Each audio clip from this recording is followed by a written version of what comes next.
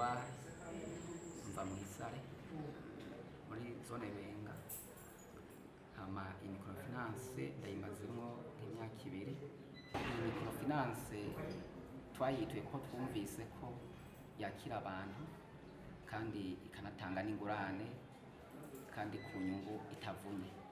Rero mbazije baba baraje ubwa mbere muri hama nanje cyo tumana yituye hama iratwakira kandi irakira neza mu bugwa neza nta ngorane, kandi je nikinayishimiye harageze igihe ntashobora kuronka amafaranga nzana kuri mugabo nicura ku konte bayugaye mugabo nsanga mu nyuma ngarutse bimeze neza.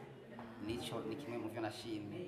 Hama mbazije abandi bamaze gutora ingurane bavuze ko basanze intere basaba iri hasi kuza ayandi microfinance yaka, rero bituma abantu bayikunda.